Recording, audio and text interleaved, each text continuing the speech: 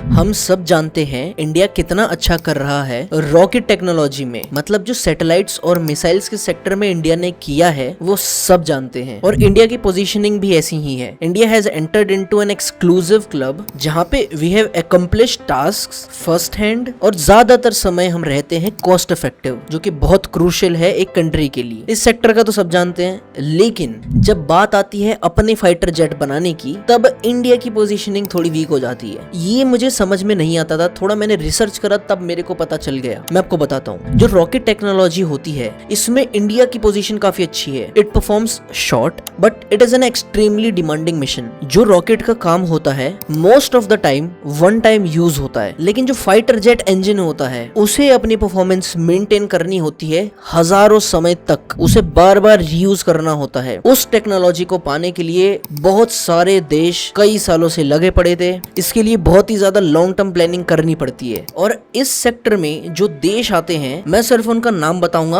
आपको पता लग जाएगा कि लॉन्ग टर्म प्लानिंग मैंने क्यों कहा है। United states, United kingdom, France, Russia और चाइना। चाइना को हम एज अ कंपटीशन थोड़ा बहुत मान सकते हैं, लेकिन उसने जो गति पकड़ी थी उसके आसपास भी आना बहुत बड़ी बात है। इनके बाद आता है जापान, जिसने ये टेक्नोलॉजी डेवलप तो करी है लेकिन उस लेवल तक नहीं पहुंच पाया है। इन देशों के बाद आता है इंडिया, जिसने एक प्रोजेक्ट स्टार्ट किया था जो था कावेरी, लेकिन वो इतना सक्सेसफुल नहीं रहा और अभी भी डेवलपमेंट स्टेज में है। लेकिन जो अभी न्यूज आई है ये थोड़ी क्रूशियल है। इंडिया का डीआरडीओ और फ्रांस का सेफ्रॉन जॉइंट वेंचर में आ रहे हैं to develop the fighter engine for AMCA. AMCA है इंडिया का 5th generation advanced medium combat aircraft, और इसका डेवलप होना बहुत जरूरी है। और इसके डेवलपमेंट में सबसे क्रूशियल है इसके इंजन का डेवलपमेंट, जिसके लिए हम फ्रांस के साथ जॉइंट वेंचर में आएंगे। हम को डिजाइन करेंगे, विल मैन्युफैक्चर इन इंडिया, और इंडिया के पास रहेगी इंटेलेक्चुअल प्रॉपर्टी राइट्स। तो ये बहुत अच्छी बात है। इससे हमें एक बहुत अच्छा जंप मिल जाएगा कि हम फाइटर इंजन टेक्नोलॉजी में भी आगे बढ़ पाएंगे, क्योंकि this is the main defence field we want to get into. बाकी स्पेस रेस और एवियोनिक्स में हम थोड़ा बहुत ठीक तो कर रहे हैं, लेकिन जब ये चीज अप्रूव हो जाएगी तो इंडिया के पास भी वो टेक्नोलॉजी आ सकती है जिसके लिए हम 20-30 साल से लगे पड़े थे।